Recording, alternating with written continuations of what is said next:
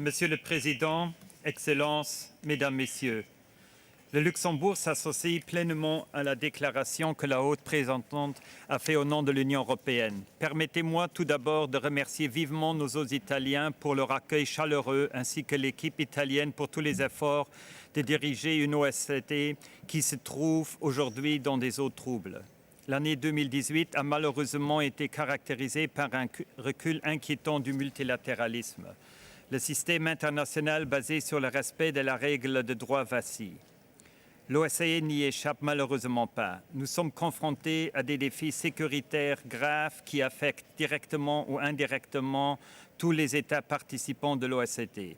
Nous devons impérativement redoubler nos efforts pour reconstruire la confiance entre tous les États participants. Notre incapacité d'adopter des décisions ministérielles substantielles met en veilleuse notre organisation, qui néanmoins demeure la plus importante organisation de sécurité régionale. Plus inquiétant encore est le constat qu'ensemble, nous n'arrivons plus à réaffirmer certains des engagements pris par le passé, notamment dans le domaine de l'état de droit et des droits de l'homme.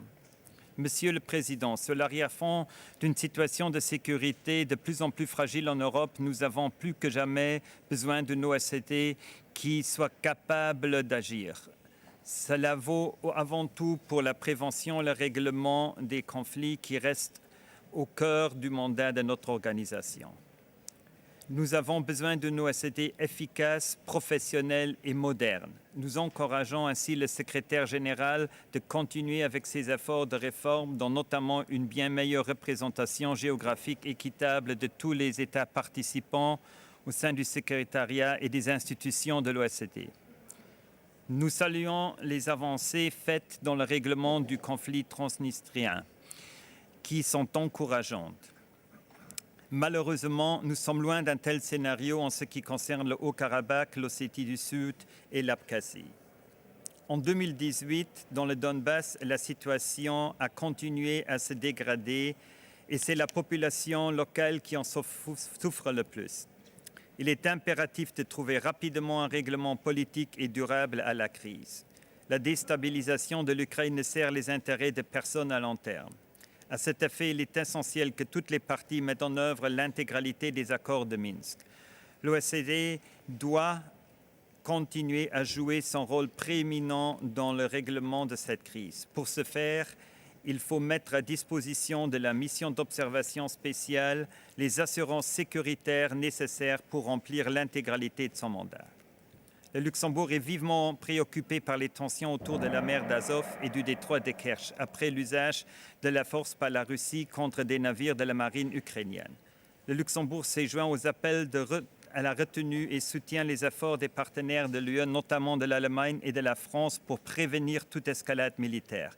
Nous demandons la libération des marins ukrainiens, la restitution des navires ainsi que le plein rétablissement de la liberté de navigation. Nous saluons les efforts de la présidence belge du dialogue structuré. Vu l'accroissement exponentiel des exercices militaires au cours des dernières années, nous y attachons une grande importance. Nous devons augmenter nos efforts communs afin de créer un environnement propice à la revitalisation de la maîtrise des armements conventionnels ainsi que des mesures de confiance et de sécurité.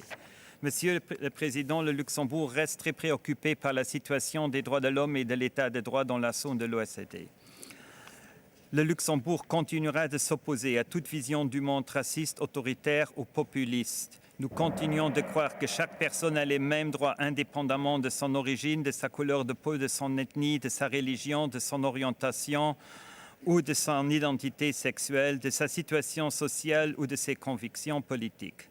Les tendances de qualifier des journalistes, des défenseurs de droits de l'homme ou encore des ONG d'ennemis du peuple ou de désigner des groupes vulnérables de différents et indésirables sont inacceptables, tout comme les démarches qui restreignent l'espace de la société civile et des médias indépendants.